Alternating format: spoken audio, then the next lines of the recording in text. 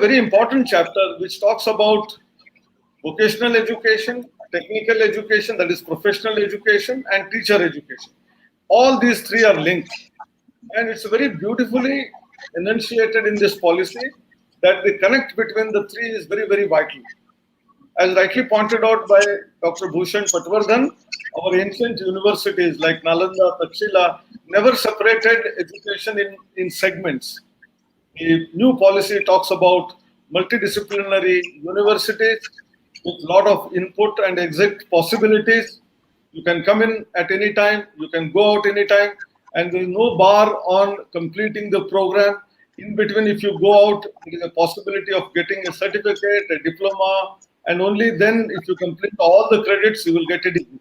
I think these features never existed in the present rules and regulations that exist.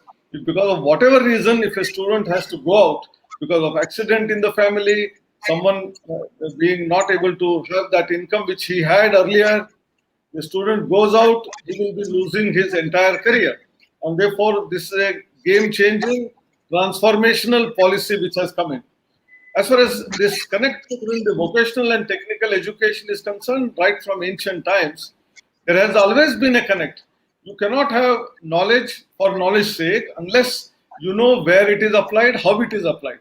And that's why skills and the theory part of it both have to go hand in hand.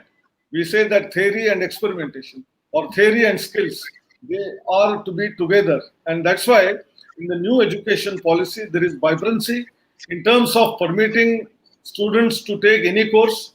We already had implemented choice-based credit system, and this does exist for a long time in many of the IITs, right from 60s and 70s. But University Grants Commission introduced that for all universities.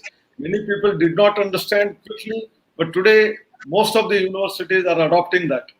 Secondly, the use of technology in terms of teaching learning process, whether it is online classes because of COVID, or prior to that, 4 years back, an attempt was started to create India's own indigenous MOOC system called Swayam, and AICT was given this responsibility.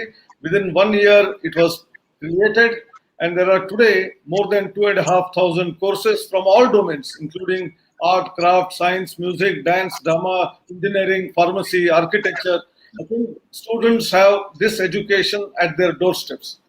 In the new policy, there is provision for even online degree programs, and these may be partially technical programs, but many programs which are in the field of arts, for example, sociology, psychology, or humanities, they can be easily conducted in the form of online degrees, whereas those programs where you require a lot of experiments, practice, such programs need to be in the face-to-face mode.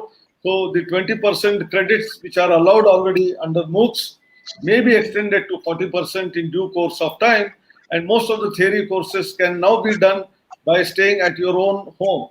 Therefore, whether it is access, equity, affordability, transparency, all of that is brought into the system. And very importantly, the regulation of the entire higher education system, which was divided into compartments: Pharmacy Council of India, Council of Architecture, AICTE, UGC, NCTE, and so on and so forth, all of them being brought under one umbrella. And then based on self-declaration, how can one get their institution recognized, continue to start the programs, increase in the strength, all of that being on the basis of self-disclosure. And that is why one of the terms used is the regulation must be light but tight. Light is all this lightness, where easy access to approval process, and the tight is as far as the institution gives all correct information, there is no problem. Otherwise, one can come with heavy hand, and that declaration is given in this policy. As far as, again, technical education is concerned, all of this was being already done as part of the regulatory process. So the same thing will continue.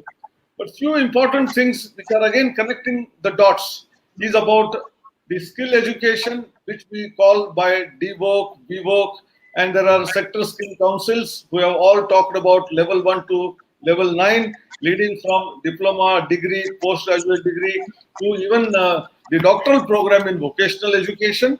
And on the other side, our normal education, where degrees are 4-year degrees, even in arts, science, and commerce. Engineering was already 4-year degree, and many other degrees were 4-year, or some of them 4.5, 5-year degrees. All of these programs which are already there, how one can shift gear from one program to the other program. Well, if you feel that you are unfit into a vocational program, why can't you go to an arts college and then complete your sociology or psychology degree? Or a person who is in engineering feels that this mathematics is too heavy for him, and therefore he wants to do hands-on, and therefore wants to shift to the vocational education. There was no scope so far, but therefore this particular policy which talks about national higher education qualification framework, under which credits earned earlier will be kept in a bank, banking of credits, and you can transfer these credits from one program to the other program and get the degree as and when you complete the required number